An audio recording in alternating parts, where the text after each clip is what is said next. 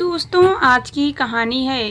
रोहन बस जहाँ से चलती थी वो उसी जगह से बस में बैठ जाता था और 2 स्टॉप आने के बाद वह लड़की उस बस में चढ़ती थी।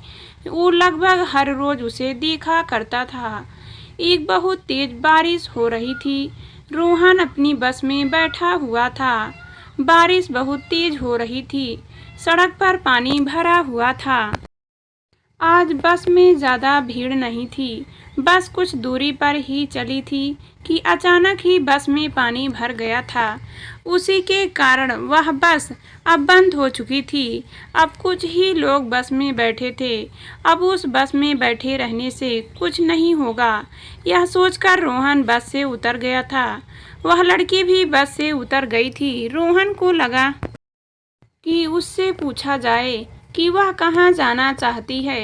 रोहन चुप ही रहा।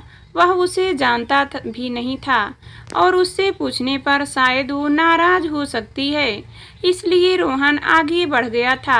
वह लड़की भी अपने ऑफिस चली गई थी। रोहन यह भी जानता है कि उस लड़की ने बहुत बार उसे देखा था। यह कोई 2 दिन की बात नहीं है, बल्कि उस बस में रोहन 1 साल से सफ़र कर रहा था। रोहन अपने घर आया और उसके बारे में सोचने लगा था। रोहन के माता पिता रोहन की शादी के लिए लड़की ढूंढ रहे थे। उन्हें भी काफ़ी समय हो गया था। रोहन के लिए लड़की देखने में कोई भी बात नहीं बन रही थी। एक दिन की बात है। उस दिन रोहन की छुट्टी थी। रोहन के पिता ने कहा कि आज रोहन को देखने के लिए कुछ लोग आएंगे। घर में सभी तैयारी चल रही थी। जो लोग रोहन को देखने आने वाले थे रोहन के पिता के दोस्त थे, जो उसी शहर में रहते थे। रोहन के देखने के लिए अब वो लोग आ चुके थे। रोहन उन्हें पसंद था। वो रोहन की तस्वीर लेकर चले गए थे, जैसा कि अब तक होता आया है। रोहन ने लड़की को नहीं देखा था। अब रोहन उस लड़की के बारे में सोच रहा था, पर उसका कोई भी फायदा नहीं था। अब लड़की से बात करने का कोई भी फायदा नहीं था। अगले दिन वह बस में चढ़ा था। वो लड़की भी अब बस में चढ़ चुकी थी।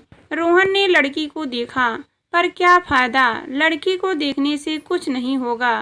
पर इस बार लड़की जब बस में चढ़ी तो रोहन के पास आ गई थी। पास आने के बाद उसने रोहन से पूछा कि आप मुझे रोज देखती हो। रोहन ने जब यह बात सुनी तो वह यह कहने लगा कि ऐसी कोई भी बात नहीं है। लड़की ने कहा कि मुझे आपसे मिलना है। रोहन ने मना कर दिया था। लड़की ने कहा कि अगर आप नहीं आए तो यह बात भी सबको बता दूंगी कि आप मुझे रोज देखते हो। रोहन अब काफ़ी डर चुका था। रोहन उस लड़की से मिलने आया। दोनों ने कॉफ़ी पी और बात की। रोहन ने बता दिया कि उसकी शादी होने वाली है। रोहन से लड़की ने पूछा कि वह कौन है। रोहन ने कहा कि मैंने अभी तक नहीं देखा है। उस लड़की ने अपने बैग में से उस लड़की की तस्वीर निकाली और पूछा कि यह वह लड़की है जिससे उसकी शादी होने वाली है। वो लड़की और कोई नहीं उसके सामने बैठी थी। रोहन ने कहा कि तुम हो, मुझे नहीं पता था। उसके बाद दोनों की शादी हो गई। यह एक अच्छी लव स्टोरी है, पर हर बार ऐसा नहीं होता है। वह सुनील का इंतजार कर रही थी। उसे लग रहा था कि सुनील जल्दी ही आ जाएगा। सुनील उस दिन बहुत जल्दी नहीं आ पाया था। उस दिन ऐसा क्या हुआ था, वह सुनील का इंतजार कर रही थी। सुनील बहुत देरी से आया था। अब सुनील आया था। उससे पूछा गया कि तुम देरी से क्यों आए। तभी सुनील ने कुछ भी बताने की ज़रूरत नहीं समझी। वह कहने लगा कि मैं किसी काम से बाहर गया था, जिसकी वजह से मुझे आने में देर हो गई, और यही पर बात खत्म हो गई। सुनील ने उसे कुछ भी नहीं बताया था। उस लड़की ने भी उसकी बात पर अधिक ध्यान नहीं दिया और सोचने लगी कि शायद कोई काम होगा जिसकी वजह से वह नहीं आया होगा। कुछ दिन तक धीरे धीरे अच्छा चल रहा था।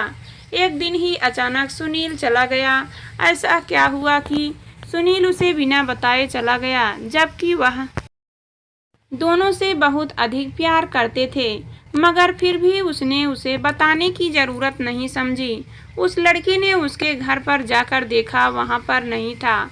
ऐसा कैसे हो सकता है कि सुनील यहाँ से चला गया और मुझे बताया नहीं। सुनील अब उस घर को छोड़ चुके थे और उस घर में अब कोई और रहता था। उनके बारे में कोई नहीं जानता था, इसलिए उसे बिल्कुल भी पता नहीं चल पाया कि सुनील कहाँ पर गया होगा। समय बीत गया था। उस लड़की की भी शादी हो चुकी थी। दोनों एक दूसरे से बहुत प्यार करते थे। अभी तक सुनील भी वापस नहीं आया था। एक दिन लड़की बाजार से कुछ सामान ले रही थी, तभी उसकी नज़र सुनील पर गई। सुनील वहाँ पर क्या कर रहे है? वह सुनील ही है। अब उसे समझ में आ गया था वह कहाँ गया था। गया, सब कुछ बदल गया। सुनील के पास पहुंची तो सुनील उसे देखता ही रह गया और कुछ नहीं कहा और आगे जाने की कोशिश की। तब लड़की ने कहा कि तुम अचानक कहाँ चले गए और बहुत समय इंतजार करने पर भी तुम वापस नहीं आए और मेरी शादी हो चुकी है। सुनील ने कहा कि शादी तो मेरी भी हो चुकी है। उसे बहुत ही अजीब लग रहा था कि सुनील ने कुछ भी नहीं बताया था। शायद सुनील उससे शादी नहीं करना चाहता था, इसी वजह से वह वहां से चला गया। लड़की समझ चुकी थी कि सुनील हमारे प्यार को आगे नहीं बढ़ाना चाहता था, इसी वजह से वह वहां से चला गया है। सुनील ने बिना कुछ कहे वहां से चलने का फैसला किया और उस दिन के बाद मैं कभी नहीं मिले। उनके बीच में क्या हुआ था यह तो कोई भी नहीं जानता। कुछ बातें ऐसी हैं जो हमें समझना चाहते हैं, उनका समझना हमारे लिए बहुत ही कठिन होता है। सुनील ने उसे कभी यह नहीं बताया कि वह क्यों चला गया था, उसने शादी क्यों की। शायद यह किसी बात के लिए संकेत करती है। जीवन में कभी कभी ऐसी समस्याएं भी होती हैं जिनका समाधान हमारे पास नहीं होता है। हम समझना भी चाहें तो उस समस्या को समझ नहीं सकते। दोनों के बीच हुआ होगा। वह कॉलेज का आखिरी दिन था। रेनू को यही लगता था कि वह अब अखिलेश से बात नहीं करेगी, क्योंकि रेनू जान गई थी कि अखिलेश उससे प्यार करने लगा है और रेनू उस बात से हमेशा ही दूर रहना चाहती है, क्योंकि वह अपनी पढ़ाई पर ध्यान देना चाहती थी। अगर वह प्यार के चक्कर में पड़ जाती तो शायद इससे कुछ नहीं आने वाले भविष्य पर बुरा असर पड़ सकता था। धीरे धीरे प्यार हो गया। कहानी इसलिए वह प्यार से हमेशा ही दूर रहना चाहती थी और शायद यही बात वह अखिलेश को भी बताना चाहती थी। लेकिन अखिलेश को बताने के लिए उसे समझना पड़ेगा, क्योंकि वह बिल्कुल भी बात को समझेगा नहीं। रेनू अखिलेश को एक दिन बात करने के लिए बुलाया। अखिलेश कुछ देर बाद उसके पास आ जाता है। रेनू कहती है कि मुझे पता है कि तुम क्या चाहते हो, लेकिन जो तुम अपने मन में सोच रहे हो वह बात यहाँ पर पूरी नहीं हो सकती। अखिलेश रेनू से पूछता है कि तुम किस बारे में बात करना चाहती हो। तभी रेनू कहती है कि तुम्हें इस बारे में पता है, लेकिन फिर भी तुम समझने के लिए तैयार नहीं होते हो। मुझे पता है कि तुम मुझे पसंद करने लगे हो और यह अच्छी बात नहीं की, क्योंकि मैं हमेशा ही प्यार से दूर रहना चाहती थी।